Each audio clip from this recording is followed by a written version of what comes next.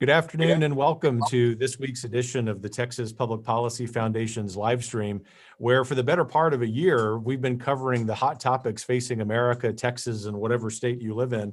In fact, in addition to our national audience, we have a number of people who tune in from outside the great country of the United States of America. And in fact, that country is the topic of our conversation today. If we've not met, I'm Kevin Roberts, Executive Director of the Foundation, and a great privilege to serve as your host. You're in for a real treat today because we are not only talking about a topic that is timeless and that are all of those enduring principles of the American founding, and here, a day before Texas Independence Day, the Texas founding, they're founded on the same principles, with three experts in both American history and Texas history. I'll introduce them shortly. But I will just take a quick moment of personal privilege and say, as a historian and as someone who has taught many sections, many courses in American history and Texas history, I am troubled more than any other public policy issue facing us as a country, as a people, by the deplorable condition of American history and civics and Texas history courses. In fact, knowing that a majority of you tune in from states other than Texas, you can just insert the name of your state into that sentence as well. Because the fact of the matter is, we no longer teach history as this narrative of challenges and opportunities and heroes. We teach it as a history of oppression, particularly when it involves white folks in the civilizations that they, along with people of many other ethnicities, help build. And I hope what we're going to get to very quickly in this conversation today is a recognition of something that's hard to say, but that is absolutely true. There is the most nefarious of agendas behind the revisionism of American history and state-based histories, whether they be of Texas, as we'll cover today, or those of other states. And what it does is undermine the recognition of what we share as different peoples, the proper understanding of diversity, if you will. And so joining me today in unpacking that, diagnosing it, and I promise you, giving you some optimism at the end of the conversation are three great friends. First of all, my colleague here at the Texas Public Policy Foundation, Dr. Tom Lindsay, who heads up our work in higher education and constitutional studies. Tom, as you will soon learn, was a member of the now defunct 1776 Commission, but we'll talk about that process as well. We're also joined by a couple of friends to the south of us, both with Copano Bay Press, Michelle Haas, the president, and Mark Pusateri, the marketing director. We will, of course, give each of them plenty of time to give us their observations, but I'm going to start with my friend Tom Lindsay first. And Tom, ask you the question, what's the state of teaching about America's founding and about America generally? We're going to get into what we can do about that, but just kind of give us a 30,000 foot view of what's going on with American history. Well, the sad news, Kevin, is that the state of civic education in this country is really abysmal. And all we have to do is look at the national surveys. The Woodrow Wilson Fellowship Foundation conducted a nationwide survey a couple of years ago, in which they asked Americans to answer the 10 of the questions that appear on the US citizenship test. Now, the US citizenship test that all immigrants have to pass to become American citizens consists of 10 questions. You need to get 6 right. Comes from a 100-question database, and you can review all of those. Now, the good news is 90% of immigrants pass the citizenship test. The bad news is that only about a third of native-born Americans can pass the test. And then when you dig down a little bit deeper, you see a very troubling age gap. 74% of senior citizens in America can pass the test, but only 19% of native-born Americans under the age of 45 can get even 6 out of 10 right. It's been said that you can't defend what you don't understand. And unfortunately, too many Americans today don't understand the meaning of their own government. Well, numbers like that don't lie. In fact, it's impossible to manipulate them to be any worse. And so, Tom, I guess I owe you some gratitude for explaining very quickly, very early in this episode today, the extent of the problem. But of course, we'll have to add some details to that. One of the ways we're going to do that is invite you, Michelle, into the conversation and give us an assessment of what's going on with the state of instructing in Texas history. Is it as bad as we're seeing, as Tom said, regarding America? It is. It is. It was done more quietly in Texas because, you know, the culture of Texas is, we're very pro Texas exceptionalism, just to our core. So we sort of, beginning in the late 80s, early 90s, the concept of new social history, the sort of Howard Zinn version of history, was introduced in Texas, and it very perniciously and quietly has made its way into not only our institutions of higher learning, but places like the Texas State Historical Association, Humanities Texas. And so somewhere between the filio-pietistic sort of teaching of history and this new social history is where the truth lies and where it ought to lie. But we're way on the side of new social history and the oppressed eye view of all things in everything from the Texas Revolution on up to present day. That's what our college Texas history textbooks focus on, and of course that trickles down into, you know, K through 12. So it is does. just Well, and we'll unpack that some. And as I mentioned, for those of you in the audience tuning in from states other than Texas, of course, we're glad that you do. We cover national topics. And I think this Texas problem is important for all of you as well, for at least two reasons. The first is that, gosh, if the left succeeds in undermining Texas bravado, then you see how powerful it is. And the second thing is they're doing this in your states too, regardless of what state you're from. Of course, we want you to be proud of where you are. And each of those states has a very noble history because it's a state in the United States. And the left, of course, does not want us to be proud of our histories. So Mark, I want to turn to you next, particularly given your role as marketing director of Copano Bay Press. What are the trends that you've seen that just sort of explain for our audience very clearly the extent of this problem? Well, I wouldn't say that there's exactly any kind of trend that we see in the interest in history. What we notice in our demographic data we get from our audiences is that people don't really develop an interest in history until they hit around 50 years old. Anyone interested in history younger than that is kind of a rare bird, and those are typically the people that will parrot whatever it is they were taught in school, whatever they're saying on the History Channel. But people who actually will seek out going into depth into history are usually over 50. And fortunately, you know, time mints new 50-year-olds every day, so we have that going for us. Yeah, thank goodness. So Michelle, before I turn back to Tom on the 1776 Commission, I'm curious if you can explain for us how this problem has manifested itself with the Texas State Historical Association or Humanities Texas, two really important institutions that should be cultivating a proper understanding of our state's history. I think it's easiest to unpack Humanities Texas just on one point.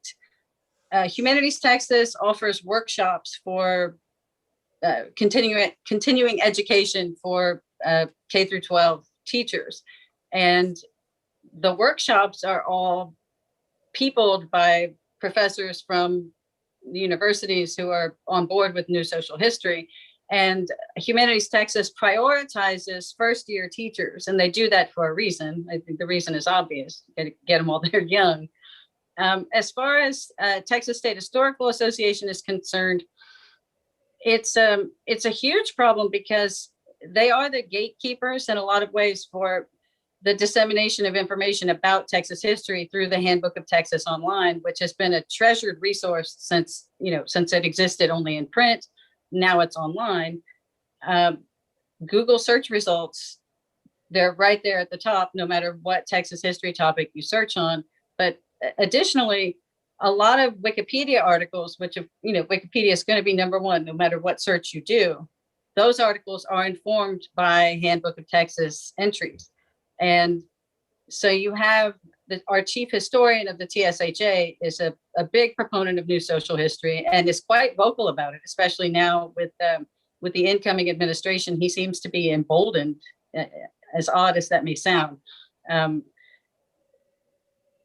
If you do a search for any Texas history topic, you're going to get Wikipedia, you're going to get the Handbook of Texas Online, and the editor of the Handbook of Texas Online is Walter Binger, who is, the chief historian, and he also sits in an endowed chair of Texas history at UT. So the man with his finger on the button, so to speak, for Texas history, and what people all around the world search these topics, they land on what he wants you to see.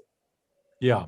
And that is really unfortunate. And again, for people outside Texas, there probably is a similar website for your state's history. And undoubtedly, what the left has succeeded in doing is getting positions or people in key positions of influence who, of course, are going to find these force multipliers, if you will, these first-year teachers, as Michelle was talking about.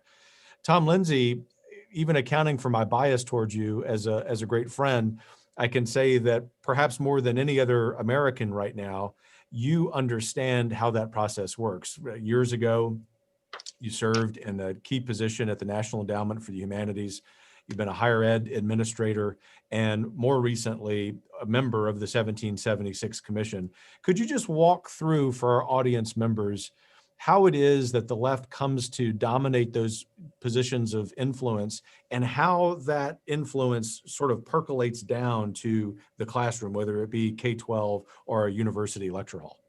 Yeah, well, I mean, we can see it. If you go back to the very well-intentioned project for national history standards in the early 90s. Now, I'm all for good history standards. I'm not for the national part. But this was really started back in the 80s by Lynn Cheney, who in the end had to defeat the very project that she helped put into place, because the history professors that staffed this came up with something not very different from today's 1619 project. So they're in these positions of power as administrators, as research specialists, with receipt of grants from friendly foundations. And then, I mean, too often we hear higher education people blame K-12 for the lack of learning in college. But who teaches the K-12 teachers? It's the university professors. Back in 1959, in his introduction to his book on the Lincoln-Douglas debates, Harry Joffe's Crisis of the House Divided, he said in 1959 that then, certainly more true today, in our increasingly secular society, the universities have become the primary crafters of our morals and manners. And he predicted that the utopianism and intolerance that he saw in the universities in 1959 would, quote, surely spell the end of constitutional democracy in America, end quote. And of course, we have seen exactly that happening. So, Tom, tell us a little bit before we go back to some Texas-specific questions for Michelle and Mark about your experience on the 1776 Commission.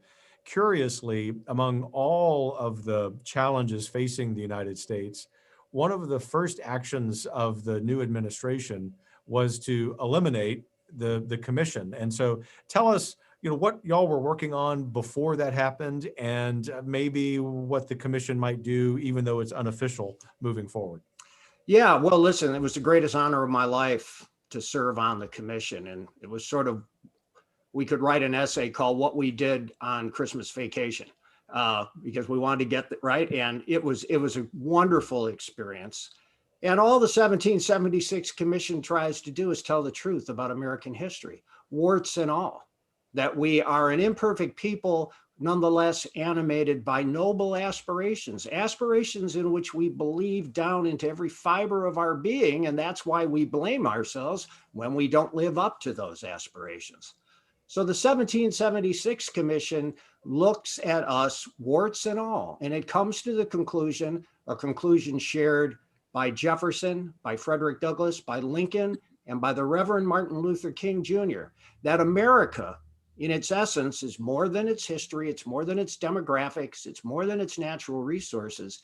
At its essence, America is an idea that consists of two pillars: individual liberty and human equality, and that everything important about American history can be understood as consisting in the dynamic relationship between those two principles in our ongoing efforts to form a more perfect union. So beautifully said, Tom. Of course, Mark, I'm curious as a follow-up question for you. Okay.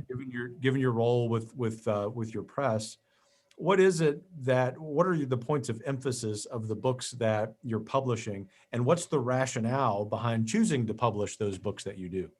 Well, the books we publish are mostly 19th century, early 20th century firsthand accounts, people who actually experienced it. They're primary historical resources, not anyone's commentary on them.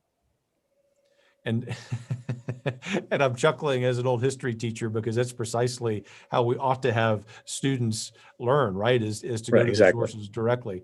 And so, Michelle, next question for you. In spite of that approach that your press takes, I imagine that y'all are sometimes the objects of barbs, of criticisms about that particular thrust. Explain that for our audience. To be honest with you, it's the only barbs that we get are when we engage in something like this, where we try to take on academia. We get blowback from professors. The blowback that we get, I mean, their opinion of us is that we just push the Anglo narrative. And my response to that is, at certain periods in history, if the majority of people participating in this event were mostly Anglo, so what? If the majority of people participating in this later event were mostly Hispanic, so what?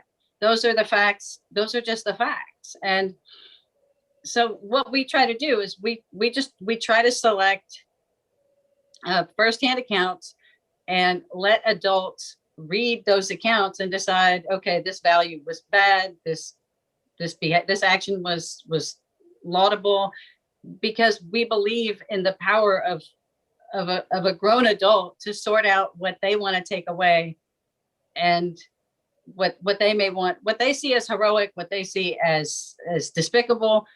That's your choice, that's my choice, that's everyone's choice to make. And unfortunately, in higher education now, you're told, this part is bad, this part was, according to our modern day standards, this person was bad and should be thrown on the trash heap. And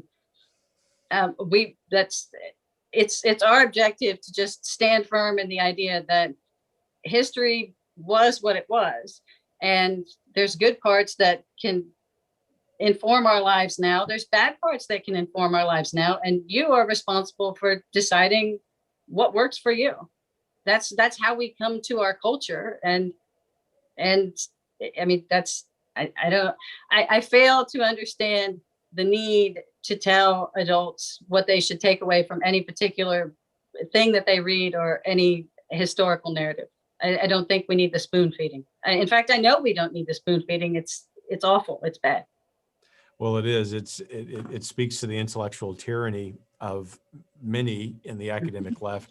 And in fact, it reminds me of what I've told thousands of students over the years, and that is, you especially teaching early American history or early Texas history, we can't take our, thankfully, good moral sense in the 21st century and apply it to the past. Yep. And then go through that as sort of a checklist and say, well, that historical figure was guilty, that historical figure was innocent, because ultimately what's going to happen is there will be no history.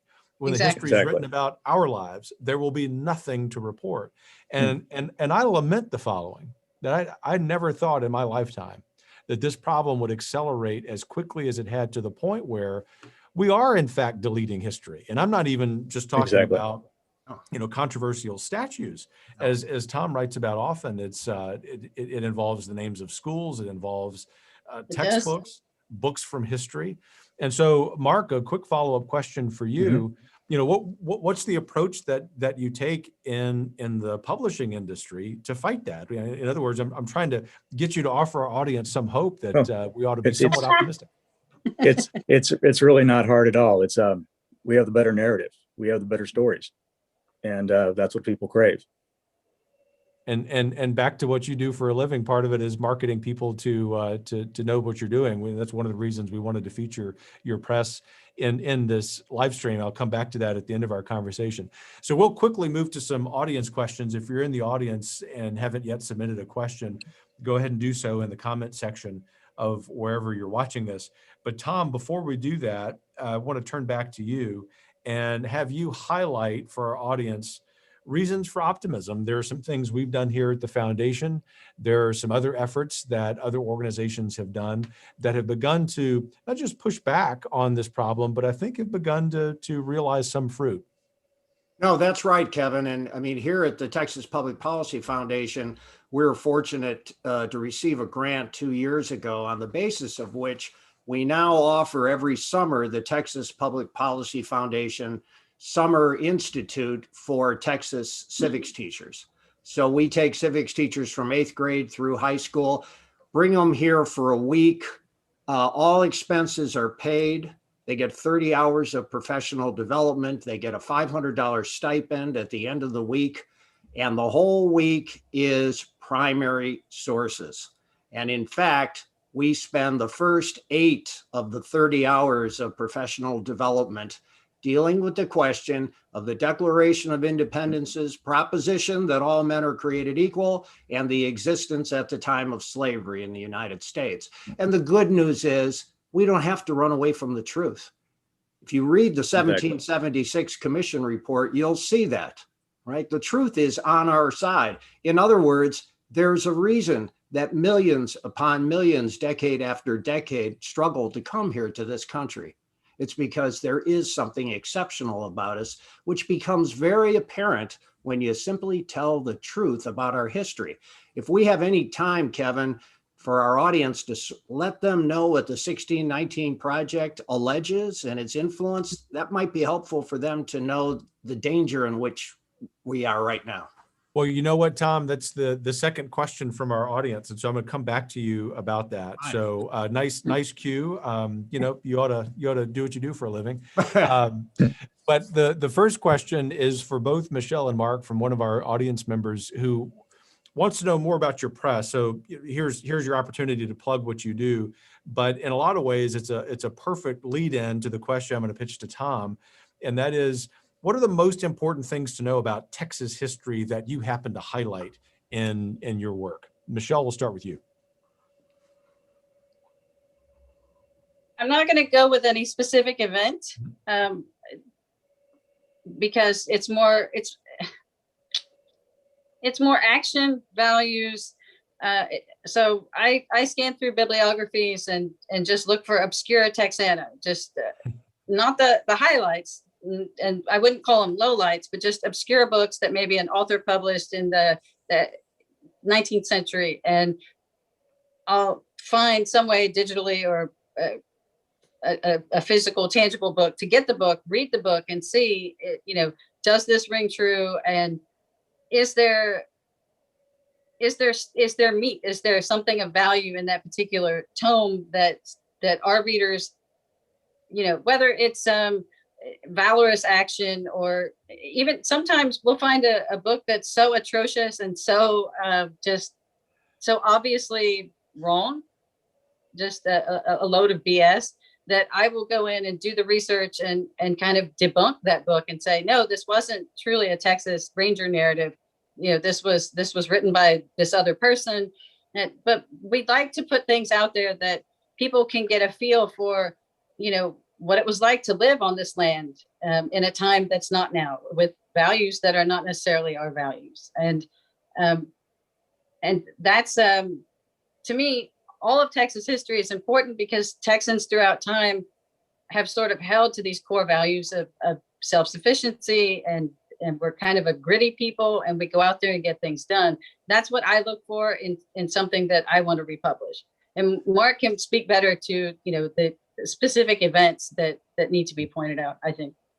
Yeah, thanks, Michelle. Mark, what would you say there about specific events? Well, actually wouldn't say anything about specific events. An interest in history, I think it develops a kid's first interest in history is when they ask their mom or dad, tell me about the time before I was born. And that kind of grows over time, where they want to know more about their neighborhood, more about their town, and hopefully more about their state, the country, and the world. It's concentric circles. And we find that publishing these firsthand accounts, people actually experienced it. When people get a hold of these, suddenly history is not boring anymore. They find something they can grasp, how people actually lived and how they dealt with difficult situations. Yeah, that's crucial. I think about when I first started teaching at Austin Community College, less than a mile from where I sit here in downtown Austin. And so many of the students there were non-traditional, primarily by age. In other words, they were mid-career people who were coming back to either get a different degree or to get their first degree. And of course, very motivated. And to a point that you made earlier, Mark, and really exemplifying what you just said, most people develop a real passion for history much later in life. Right. And if we can, as a way of trying to solve this problem of poor instruction of history, make sure that our youngest generation are asking questions about what it was like just before they were born, then I think we begin to really cultivate that interest. And if we can cultivate that interest to a point that Tom made earlier, we can come to love what we know. We can't love what we don't know. It's just a mystery. As I mentioned to people, this isn't even the fault of folks in the millennial and Generation Z generations. We have failed in the policies and the instruction, and it's incumbent upon us to give them the tools for making those decisions on their own. In other words, this is not an attempt to quote unquote whitewash history. We saw plenty of that in the South following the Civil War. But Right. all we have to do, because we're dealing with noble men and women of all kinds of backgrounds, is just give our children and grandchildren access to the facts. And so in light of that, Tom, I'll go back to the aforementioned second question from our audience, which is about the 1619 Project. Speak about that for us and tell us what the problems are with it. Sure. Let me frame this by asking a question of the audience for them to consider after this is over. Has there ever been a nation in the history of the world that required its citizens to subsidize through their tax dollars teaching their children to hate their country? Because that's what the 1619 Project does. Let me just give you a little bit of evidence. 1619 Project argues that, and here I quote, that white racism runs in the very DNA of this country. It says that Abraham Lincoln, who gave his life in the cause of human equality, actually, quote, opposed Black equality, unquote. It argues that one of the primary reasons for the Revolutionary War was to protect slavery against the growing abolitionist movement in Britain. Right? Now, the good news is even left-wing historians have just completely destroyed the 1619 Project. Sean Wilentz of Princeton, among others, blames it for, quote, being wrong on matters of verifiable fact. Wilentz says this is no mere reframing, as its lead author, Nicole Hannah-Jones, claims. He says instead, this is, quote, a displacement of historical understanding by ideology. James McPherson, another Pulitzer historian, says, quote, the 1619 Project left most of the history out, unquote. It implies that, quote, there have never been any good white people, thereby ignoring the whites who fought, some of whom, and gave their lives for the cause of Black equality. Now, the Pulitzer Center has reported that the 1619 Project has gone to 3,500 classrooms, schools, and school districts. Chicago, Newark, Washington, D.C., and Buffalo, New York have all produced these projects. They've got a $10 million advertising budget just to start out. So this by way of giving your audience a sense of what we were trying to combat when we did the 1776 Commission report. Yeah. Well, thanks for that, Tom. I'm going to come back to you on a policy question that one member of our audience has asked, something that we work on here at the Texas Public Policy Foundation. But Michelle and Mark, I'm going to ask you a policy question that I don't think you're expecting because I didn't mention this, but it's something that Tom said. This is a think tank. We do a lot of thinking out loud. It's something that Tom said that made me think about it. Has the time come in Texas, considering that our legislature is meeting right now, for Texas the legislature to pass something that I might call the 1836 Commission? In other words, has Texas revisionism gotten so far down the path that one of the ways we can combat that is for our state government to say, we're going to get together the best and brightest minds on Texas history, just like the previous presidential administration did on America's founding, and tell us about the principles that went into Texas's founding? Absolutely. That ship actually, I would say that ship probably sailed 10 years ago. We have, and I don't want to reveal too much and steal the thunder from some content I'm about to create, but we actually do have similar.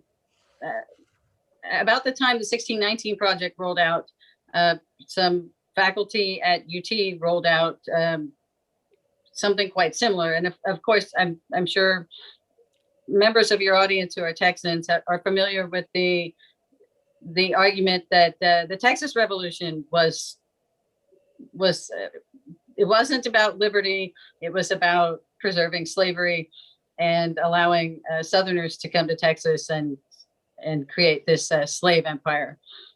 That is that's the working theory in academic circles, that the revolution really wasn't about freedom. It was about slavery. And it is, in my opinion, it's definitely time that, if you take a place like Shriner University has this, it's still in its infancy, but it has the Texas Center, and the Texas Center is working to produce a K through 16 curriculum that is proud to stand up and say, that Texas is an exceptional place, and our history is. I mean, we are not perfect. There is no human endeavor that is, but that Texas is a place you can be proud of, and here is our history. I think we need things like that, and we do need some kind of policy implemented to sort of push back against this. And that ship sailed. It really has. It's bad. It's very bad. Well, I would agree with that, and it sounds like maybe in this second half of our conversation today, given that we've probably depressed some of our audience members about the state of things, that we can give them some reasons for hope, like whatever the content is that you have coming out. We'll ask you to plug that at the end, Michelle, but also the Texas Center at Shriner University, very important to keep in mind. Mark, anything else regarding this idea of an 1836 commission and or reasons for optimism for people who are thinking that maybe all is lost? Well, reasons for optimism is, people generally have pretty good BS detectors. They know what's going on. Just for anyone who doesn't understand what's going on with the 1619 project, to sum it up, that's history brought to you by people in the current events business who are trying to move a political football. And that's probably all you need to know about it. Yeah. Well, very, very well said. Just as we were going live, I saw a news alert that President Biden was going to be using his first term. We'll keep this 501c3 friendly, so I won't opine on that, but he's using his first term to advance slavery reparations. That's what the 1619 project really is, exactly. Is laying the groundwork for. And the creator of the project has said in many interviews that, well, obviously my end goal was reparations. And oh, by the way, if reparations is a thing that comes to fruition, that's not going to erase any of the racial tension. It's just it's monetary payback, but it won't fix anything. Yeah. That's Yeah. right. That's exactly. What a thing to admit. Just really. Yeah. And insert comment about the New York Times, for whom she works. So, Tom Lindsay, back to you on another policy issue, one we've actually, I've done a lot of work on here at the foundation. Sounds like we've got this homework assignment to help our legislator friends get past an 1836 commission in this legislative session. This question from an audience member, Tom, is why not support scholarships and grants for homeschools, charter schools, private schools who won't teach Common Core and race-based theory curriculum? Amen. I'm with you. Absolutely. I mean, look, here's the problem. Now, we are pursuing legislative solutions, and there are some bills out there now, which I'm happy to talk about if we have time, that are trying to address this. The problem that we face is we're seeking legal solutions for what is every day becoming more and more of a cultural problem. And by that, I mean this. When I was teaching the Summer Institute a couple of years ago, a teacher who does 8th grade civics here in Texas said to me in front of the class, she said, by the time kids today are middle school age, they come to school already cynical about the American regime. Now, I was shocked. And I asked the rest of the class, I said, is that your experience too? These were all teachers. And they said, yes, and it gets worse every year. Right? So we're fighting not only what is taught in the schools, or perhaps not even primarily. Kids today pick up hatred of America from the movies, from the TV, from the music. It's everywhere. So our task has got to be to provide some sort of alternative to them where they can learn the truth about the founding. And so we have to start with laws, we have to aim at schools, but ultimately, the Texas Public Policy Foundation was founded in 1989 on one issue, and that was school choice. And ultimately, I think that's the only answer. Yeah, and I think one of the silver linings of our COVID year, fighting the virus as well as the shutdowns, has been for parents and just regular people and people who aren't necessarily parents seeing the limitations of our school system, and that has really put a lot of wind in the sails of education reform movements, not just in Texas, but around the country. In fact, having spent basically my entire career on education reform, I've never seen more momentum for it. And so I would add that to our growing list of reasons to be optimistic. But I want to key in on a related question that another member of the audience asks, and Mark and Michelle, I'm going to turn this to the two of you, and that is, what's a non-policy solution? This audience member says, how would someone like me, I presume this is someone who is not engaged with the legislature, help improve civics instruction in the United States? Mark? Well, it's way above my pay grade there. All I can tell you is that when people are presented with real history, they become interested in it. Yep. And pretty much sharing stories of history with people who may not have developed an interest yet. If you own a book, loan it out, say you should read this. I think that's what the average person can do, and let people know that we have a history we can be proud of. Yes. Yeah, that's well said. In fact, a wonderful common sense response, that one of the ways we can do that, I would add before turning to you, Michelle, on the same question, is just talking about this. This ought to be part of our everyday conversation, whether it's civics or Texas history or your state's history or American history. That's the best way to push back on the 1619 project, some of the revisionism we're seeing at the state level. Michelle, anything else you would add? I would add that, and it's easy for me to say this as someone who doesn't answer to a board of directors or a board of regents. I answer to my customers, and so, I know our audience. So I know that, people were weary after 2020 and COVID, and people were weary after the election cycle. So at the end of January, when we finally decided to just start pushing this out there and making people aware of how bad things are in our institutions. The decision was predicated on, well, yeah, people are tired, but people are also tough. And people will spread this around.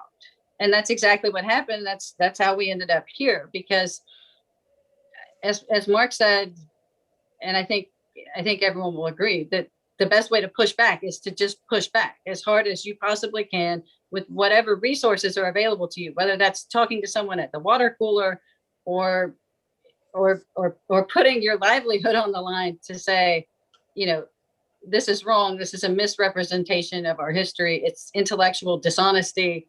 And I mean, you push back by pushing back. You put your back into it, and it takes courage, especially for people like, you know, I know a lot of, we'll call them good professors. They can't come out and be open about this. They'll lose their livelihoods. So I think it's up to people like y'all who have an audience that you can mobilize, people like us who have an audience that we can mobilize to get people to talk about it and to get there to be some, because I can tell you that among our audience, yes, we had some disagreement. We had people saying, no, we need more people like the chief historian. But we were able to have a reasoned debate about it. We're fortunate to have customers who are like that. But, you know, dig in there, understand the difference between history that is derived from primary sources and isn't injected with a bunch of emotional, you know, hoobajoo versus, you know, versus this oppressor narrative. If people can see the difference and they can push back intelligently, then we have a lot of momentum on our side to try to squash this. That is what we need. We need people of all ages and people of every color of the spectrum. We need people to just talk about it. We need people to be aware, to be informed, and to talk about it. Yeah, it sounds trite, but of course it's far more than that. What the intellectual tyrants on the left assume is that they're going to succeed in silencing us. And that's why there is such a concerted effort to cancel not even conservative history professors, as much as history professors who just do, I can say this having been trained as one, who just want to let the primary sources do what they do, which is to tell us the facts. I used to tell my students all the time, when I get up to the second half of American history, I start teaching the New Deal. I said, guys, you're going to start seeing my own political bias come out about government overreach. Your grade does not depend on agreeing with me. In fact, let us use this as an exercise where we can learn from one another and look at the primary sources and decide. And don't think that if you disagree with me 100%, that your grade's going to be affected one iota. These are just historians taking that approach. A history of all disciplines should be the one that teaches us that. And so I guess I would just encourage our audience members who are probably discouraged about a lot of things. There still are enough people doing history to turn the corner here. But in order to turn the corner, to underscore Michelle's point, regular folks have to be talking about these issues so that there can be more momentum. So Tom, I'm going to ask you the last question from the audience. And then for all three of you, I'll ask you the question on which we always conclude these, which is give us some reason for optimism. And Tom, the last question from the audience is there any legislation, federal or state, that we should be keeping an eye on, either good or bad? Yeah. There is, I'll focus on the state level here because that's where at this point there's hope of something good happening. There are a couple of bills here in Texas being filed that would require any and all teaching to be in K-12 touching on any of these matters to be recorded and to be available to parents and taxpayers and legislators within 30 days after the lecture, the class, the event, whatever it is they did. In other words, it seeks to avoid the complaint that this is abridging academic freedom, and instead just simply says, we're not telling you what to teach. We're asking you to tell us what it is you're teaching, to which we think we're entitled since our tax dollars pay your salary. Also, there's another bill establishing the 1836 project that is being filed today. And that bill would make available to each person who moves to Texas and gets a Texas driver's license, it would provide them a packet of information about the history of Texas. So there are things happening. Now, you know, in some states, Mississippi, Arkansas, I mean, there are bills that have been proposed to simply ban the 1619 Project. Now, I have no problem with that. It may not be viable politically, but I don't think that there's anything wrong with it. And here's why. Here's why I don't think it's a violation of academic freedom. Nicole Hannah-Jones, the lead author of the 1619 Project, after those left-wing historians that I told you about launched their critiques, she backed off a number of her claims and then was forced to say, well, this isn't a work of history, it's a work of journalism. Now, I'm not sure what that means. Well, it's a way of saying it's a work of fiction. There you go. Exactly. Now, last time I checked, state of Texas does not require K-12 history teachers to teach fiction. So it's not an academic freedom issue. But at the very least, I expect we will get bills that make absolutely transparent for parents what's going on in the classroom. Yeah, that's right. And I think that that's essential, not just here in Texas, but almost every state's legislature is convening now, even in those states where they meet for 20 days or 40 days. And so there's an opportunity wherever you're tuning in from to participate in that, if you like. If you're the kind of person who's willing to call a legislator, do that. I can also tell you from what Tom and I do for a living, that the most influential people in a legislative committee hearing are not think tank people. They're not journalists. They're not historians. They are common people like you who take the time to show up and testify one way or another on a bill, because legislators recognize that this is not what you're paid to do. And so I would encourage you to do that if this conversation has motivated you. Speaking of motivation, we always, at the end of these conversations, try to leave our audience with some reason for optimism. And so the last question we always try to find time for is to ask our panelists to give us some reason for optimism. So Mark, I'm going to turn to you first. This has been a challenging era in American history, certainly for those of us in Texas the last couple of weeks too. And I'm just curious what words of hope you will leave our audience with. Well, I would say that you should be hopeful, or actually you should be confident, because the truth is going to win out, because it stands on its own. It doesn't need any academic theories to hold it up. And unless the revisionists want to burn all the primary resources, we're going to win. So just enjoy the fight. I love it. A great motivation for us to be persistent, to have fortitude. Michelle? I would say, and I've devoted so much time to researching the past of all these professors. I'm the least optimistic person you're going to find, but I think we find optimism in the fact that you and I are having this conversation, that policy is meeting the private sector, and you know, we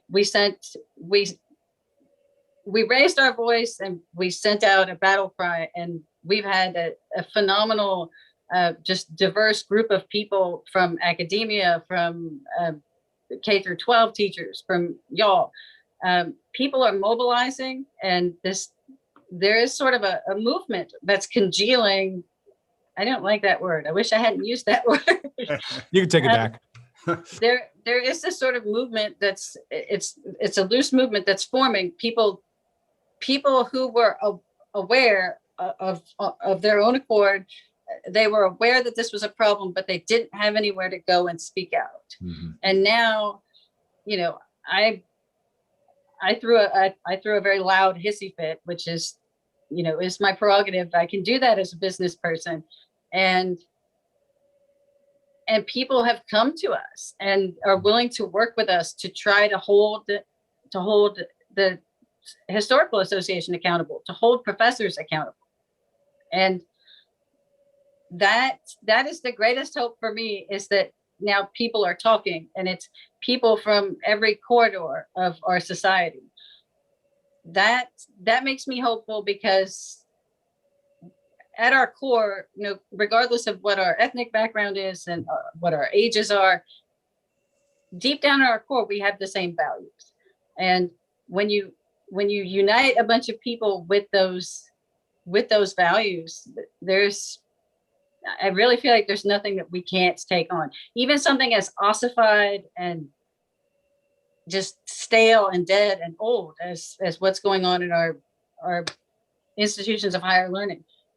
I actually believe that can be undone. And I actually believe that I understand the channels through which we do that now. So yeah, I'm hopeful, and I'm actually relatively confident that we win. I mean, maybe some bumps and bruises and scraped knees along the way, but who cares? Gosh, for someone who said she's the least optimistic, you gave us some really good reasons for hope. By the way, Michelle, where can someone? What's the website for Copano Bay Press? I didn't want to correct you because, well, I kind of did want to correct you. It's actually Copano. And unless you come down here to fish your entire life, you don't know that. Yep. It's Copano Bay Press, Copano Bay Press and .com. That's where all of our books live. We do some original research. We do a newsletter every week. That's texasreader.com. And, we produce content every week that's free to everyone. And the videos about the academia situation are also on Texas Reader. So excellent. We invite everyone, buy, don't buy, as long as you have a passion for history and you want to come explore these topics, suggest topics, come on down. We welcome everyone. Copano, I actually appreciate the correction. And everyone wants to go kind of Italian with it, go with the Copano, and it makes it seem more exotic, but it's not so much. We'll go with Copano. Sounds great to me. So thank you. Tom Lindsay, I know you well, so I know that you might start by saying what Michelle did, which is that you're not the most optimistic, but in fact, there's been a spring in your step the last several months. Tell us why. Yeah, no, there has been, Kevin. I mean, I've been here for 10 years reporting on higher education, and it hasn't always been a happy story.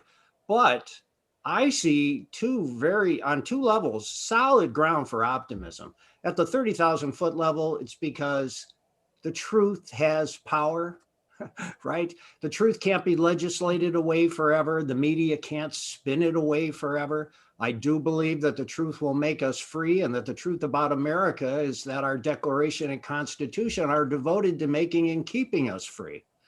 At the ground level, I see solid grounds for optimism because people across the country are learning from the bad things that have happened in civic education in, for example, Illinois and Massachusetts. So here in Texas, I've been very encouraged because there are national groups trying to distort Texas civic education in the same way that they've done in Illinois and Massachusetts.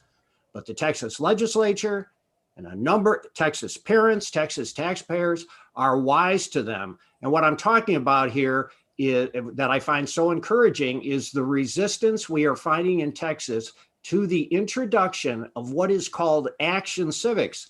Now, Action Civics is a left-wing program that says, oh, America's civically illiterate. We have the answer. The answer, students will do civics. They'll engage in projects, experiential learning.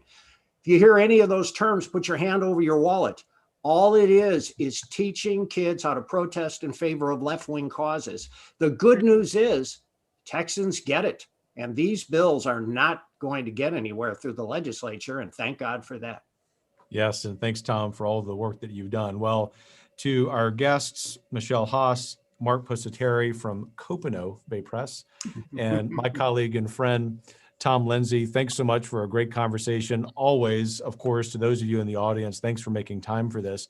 I'll leave you with a hopeful thought, and that is in some research that I'm doing for a book I'm writing on revitalizing American patriotism. I unearthed a study that shows, this is from the Walton Family Foundation, centrist group. It shows that all Americans, especially young Americans in the millennial and Generation Z generations, believe that they will live the American dream. In fact, overwhelming optimism. The disconnect that exists for them is that they've not connected why they should be optimistic about their material future, their future for liberty, for prosperity, with where that comes from. And we might lament that that is true, but I guess what I'm saying is all is not lost. It's incumbent on us, and the work that you heard Michelle and Mark and Tom talk about, it's incumbent on you, I dare say, incumbent on me. In addition to all these formal ways where we teach American history in our state history classrooms, lecture halls, that out on the sidewalks, in the break room, in our offices, outside our church buildings, inside our church buildings, that we're talking about the reasons every single day we ought to wake up and smile, because we wake up in America. And for those of us who also get the double privilege of waking up in Texas, we ought to never not be smiling. Thanks so much for tuning in. May God prosper the work of your hands, and may we continue to be optimistic about the future of this country. Thank you.